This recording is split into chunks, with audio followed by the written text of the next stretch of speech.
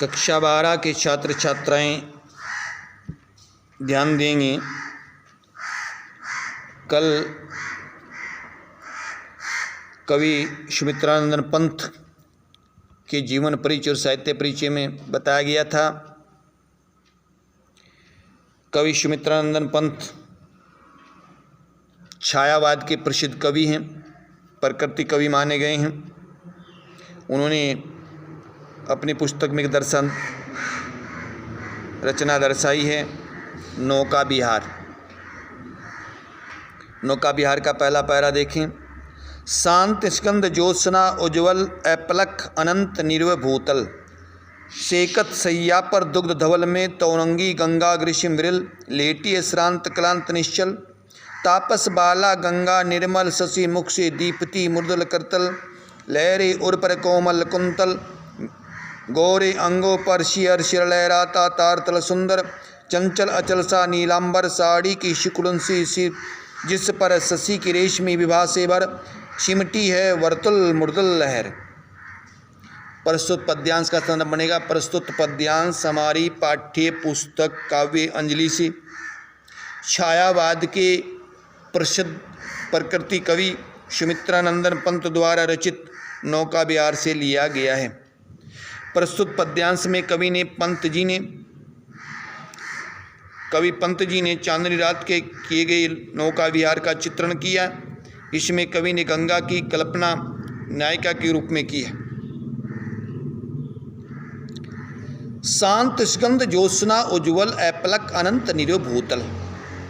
कवि कहता है कि चारों ओर शांत तरल उज्ज्वल चांदनी छिटकी हुई है और आकाश टकटकी बांधे पृथ्वी की ओर देख रहा है। पृथ्वी अत्यधिक शांत एवं शब्द रहित है। ऐसे मनोहर और शांत वातावरण के क्षीणधार वाली गंगा बालू के बीच में मंद मंद बहसी प्रतीत हो रही है। सेकत सैया पर दुग्ध धवल में तौंगी गंगा ग्रीष्म विरल, लेटी श्रांत क्लांत निश्चल। ऐसे मनोहर एवं शांत वातावरण में क्षीणधार वाली गंगा बालू के बीच मंद मंद बहती ऐसी प्रतीत हो रही कि मानो कोई छरहरे दुबले पतले शरीर वाली सुंदर युवती दूध जैसी सफ़ेद सैया पर गर्मी से व्याकुल होकर थकी मुरझाई हुई शांत लेटी हुई हो। गंगा के जल में चंद्रमा के बिंब झलक रहा है, जो ऐसा तापस बाला गंगा निर्मल शशि मुख में दीप्ति मुर्दल करतल, लहरी उर पर कोमल कुंतक। पर ऐसा प्रतीत होता है जैसे गंगा रूपी कोई तपस्विनी अपने चंद्रमुख के अपने ही कोमल हाथों में रखकर लेटी हुई हो और छोटी छोटी लहरें उस वक्ष स्थल पर ऐसे प्रतीत होती कि मानो लहराते हुए कोमल केस हैं।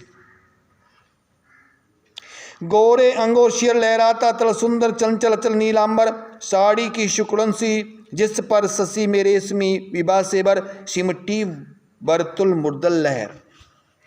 तारे भरे आकाश की चंचल परछाई गंगा जल पर जब पड़ती हैं तो वह ऐसे प्रतीत होती कि मानो गंगा रूपी तपस्विनी बाला गोरे गोरे अंगों पर स्पर्श के बार बार कांपता तारो जड़ा उसका नीला आंचल लहरा रहा हो। ओशी आकाश रूपी नीले आंचल पर चंद्रमा की कोमल चांदनी में प्रकाशित छोटी छोटी कोमल टेढ़ी बलखाती लहरें ऐसे प्रतीत होती हैं कि मानो लेटने के कारण उसकी रेशमी साड़ी में सलवटे पड़ गई हूँ। प्रस्तुत पद्यांश यहाँ गंगा की विशेषताओं के तपस्विनी बाला के रूप में प्रकट किया गया, श्रृंगार रस दिया गया है, संस्कृत निष्ठ खड़ी बोली का प्रयोग किया गया है, शैली प्रतीकात्मक है, स्वच्छंद है, अलंकार अनुप्रास मान्यकरण और उपमा अलंकार का प्रयोग किया गया है, गुण माधुर्य सब शक्ति लक्षणा दी हुई है। इसके बाद का पैरा। चांदनी रात का प्रथम प्रहर हम चले नाव लेकर सत्वर, शिखता की सीमित सीपी की मोती के ज्योत्सना के विचर, लो पाले चढ़ा उठा लंगर, मृद मंद मंद मंथर मंथर लघुतरणी हंसनी सी सुंदर, तिरही खोल पालों में पर निश्चल जल में सुचि दर्पण में बिंबित हो रजत पुल निर्भर, दूरे ऊंचे लगते क्षण भर काला काकर का राजभवन सोया जल में निश्चल परमन पलकों में विभवस सोपन संगन। प्रस्तुत पद्यांश हमारी पाठ्य पुस्तक काव्यांजलि से छायावाद के प्रसिद्ध कवि सुमित्रानंदन पंत द्वारा रचित नौका विहार से लिया गया। प्रस्तुत पद्यांश में चांदनी रात की जाने वाली नौका का मनोहर चित्रण किया। कवि पंत जी कहते हैं कि चांदनी रात का प्रथम प्रहर, चांदनी रात का प्रथम प्रहर हम चले नाव लेकर सत्वर। कवि कहता है कि चांदनी रात का प्रथम प्रहर है, नौका विहार करने के लिए छोटी सी नाव लेकर तेजी से गंगा में आगे बढ़ जाते हैं। गंगा के तट शिकत की सीमित सीपी पर मोती में ज्योत्सना के रिविचर लो पाले चढ़ा उठा लंगर। गंगा के तट पर सौंदर्य का वर्णन करते हुए कहते हैं कि गंगा के तट ऐसा रम्य लग रहा है मानो खुली पड़ी रेतली सीपी पर चंद्रमा रूपी मोती की चमक यानी चांदनी भ्रमण कर रही हो। ऐसे सुंदर वातावरण में गंगा खड़े नाव के पाले नौका विहार के लिए ऊपर चढ़ गई हूँ और उन्होंने अपने लंगर उठा लिए हूँ। मुर्द मंद मंद मंथर मंथर लगो तरणी हंसनी सी सुंदर तिर रही खोल पालो के पर। कहने का अभिप्राय यह है कि एक साथ अनेक नाव नौका विहार के लिए गंगा तट से खुली हैं। लंगर उठते ही छोटी छोटी नाव अपने पाल रूपी पंख खोलकर सुंदर हंसनी के समान धीमी धीमी गति से गंगा में तैरने लगी। गंगा का जल शांत एवं निश्चल है, जो दर्पण के समान शोभायमान है। उस जल रूपी स्वच्छ दर्पण में चांदनी की नयता रेतीला तट प्रतिबिंबित होकर दो गुनी परिमाण में प्रकट हो रहा है। काला काकर का राजभवन सोया जल में निश्चल बर्मन पलकों में विभव स्वपन संगन। गंगा तट पर शोभित काला काकर के राजभवन का प्रतिबिंब गंगा जल में झलक रहा है।